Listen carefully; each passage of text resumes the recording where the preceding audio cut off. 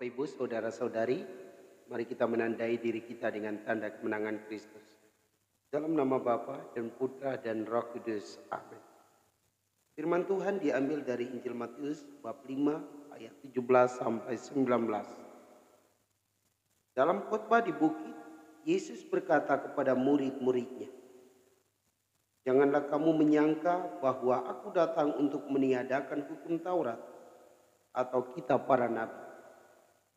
Aku datang bukan untuk meniadakannya, melainkan untuk menggenapinya. Karena aku berkata kepadamu, sungguh selama belum lenyap langit dan bumi ini, satu iota atau satu titik pun tidak akan ditiadakan dari hukum Taurat sebelum semuanya terjadi.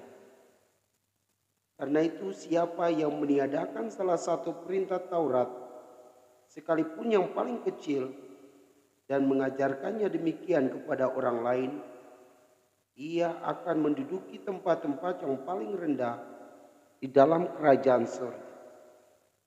Tetapi siapa yang melakukan dan mengajarkan segala perintah Taurat, ia akan menduduki tempat yang tinggi di dalam kerajaan surga." Demikianlah Injil Tuhan.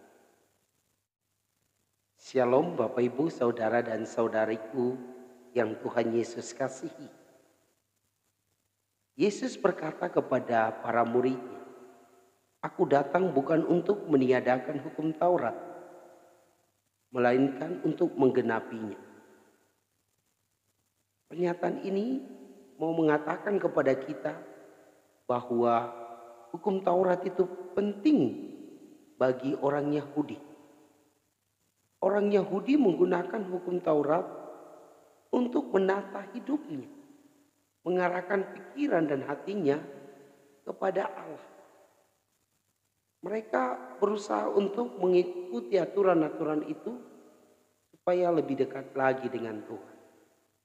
Akan tetapi mereka lebih mengutamakan peraturan daripada nilai manusia. Hal inilah yang ditentang oleh Yesus. Sehingga Yesus katakan, "Aku datang untuk menggenapinya." Yesus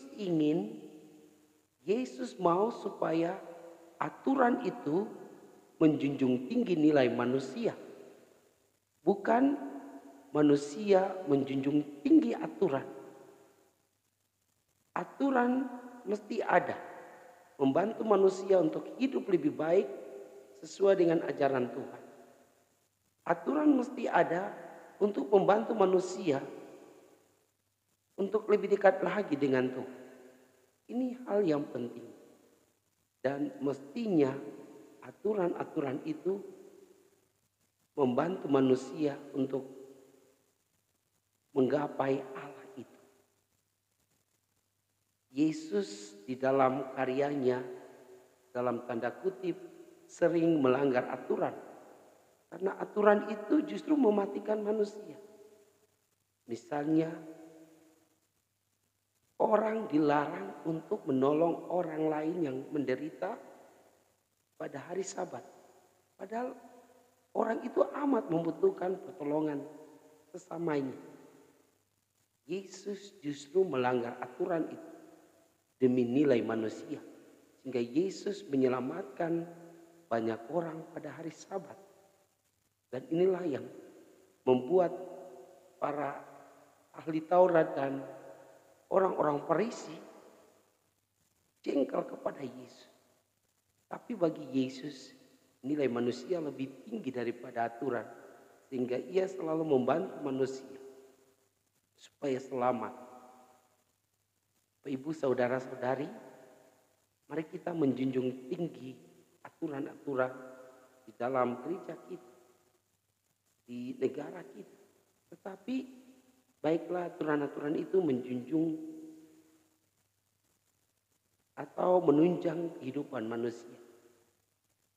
Sehingga manusia itu sungguh-sungguh memperoleh keselamatan, memperoleh kehidupan berkat aturan-aturan itu. Semoga demikian.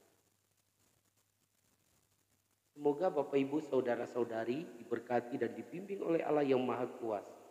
Dalam nama Bapa dan Putra dan Roh Kudus. Amin.